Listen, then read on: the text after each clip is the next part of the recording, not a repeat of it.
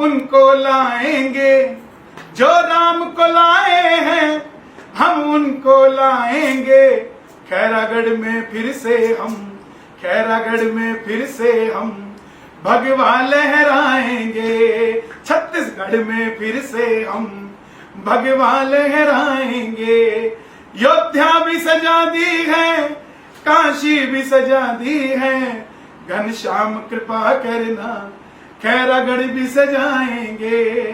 जो राम को लाए हैं हम उनको लाएंगे। ऊपर से नहीं है राम, अंदर से राम के हैं।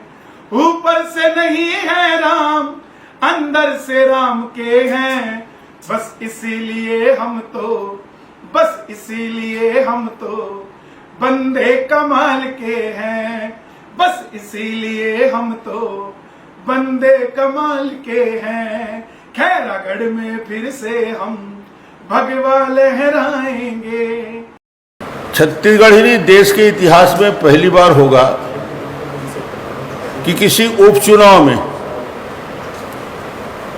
मुख्यमंत्री एक उपचुनाव के लिए घोषणा पत्र जारी करे। आज तक मैंने 15 साल मुख्यमंत्री रहा, पूरे देश में मैं देखता हूं कहीं घोषणा पत्र उपचुनाव के लिए जारी नहीं होते। पार्टी की घोषणा पत्र एक बार बनती है और इनकी भी घोषणा पत्र बनी थी, जन घोषणा पत्र। 3.5 साल निकलने के बाद भी जन घोषणा पत्र के वादे अधूरे हैं और नए घोषणा पत्र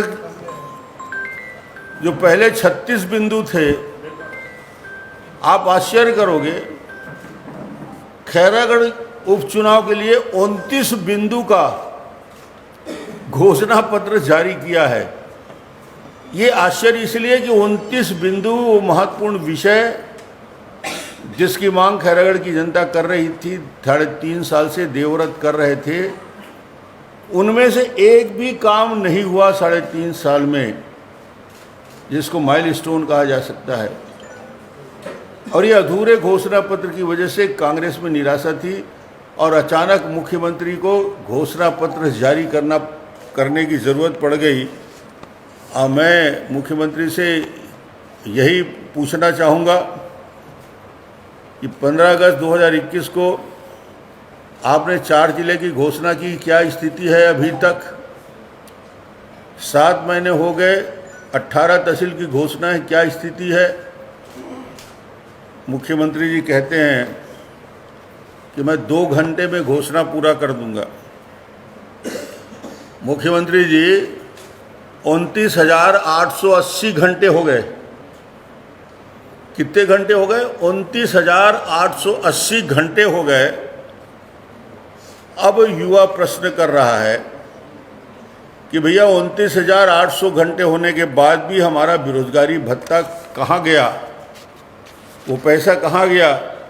97,500 रुपया प्रत्येक युवा का इस सरकार के लिए मुख्यमंत्री की घोषणा के अनुसार बकाया निकलता है, 97,000 रुपया। और ये 2 घंटे की बात करते हैं। 29,800 यानी करीब करीब 30,000 घंटे हो गए। आपने कहा था कि हम शराबबंदी कर देंगे, महिलाएं पूछ रही हैं, और 2 घंटे की बात जब आप बोल रहे हो तो महिलाएं पूछ रही 30,000 घंटे के बाद भी नहीं हुआ शराबबंदी। फिर ये 2 घंटे का कहाँ से फार्मूला निकाल रहे हो मेरे भाई? अनियमित कर्मचारियों को नियमित करने के लिए उनको तो छटनी शुरू हो गई। उनको कहा था कि हम सरकार बनते ही घोषणा पत्र में करेंगे और इनको रेगुलर करेंगे, उनकी सबकी छटनी हो रही है। 30,000 घंटे होने के बाद मुख्यमंत्री जवाब दें कि क्या हुआ उसका। मुख्यमंत्री ने कहा था सरकार बनते ही 2 साल का बोनस भारतीय जनता पार्टी ने छीना है, नहीं दिया है। बड़े दुखी मन से कहते थे कि हम 2 साल का बोनस देंगे। आखिरी बजट भी अब प्रस्तुत, 4था बजट प्रस्तुत हो गया, मगर 2 साल का बोनस का कहीं अता पता नहीं है मुख्यमंत्री जी। और आप खैरागढ़ के लिए 2 घंटे की बात कर रहे हो और खैरागढ़ की घोषणा के बारे में 2 कर रहे हो।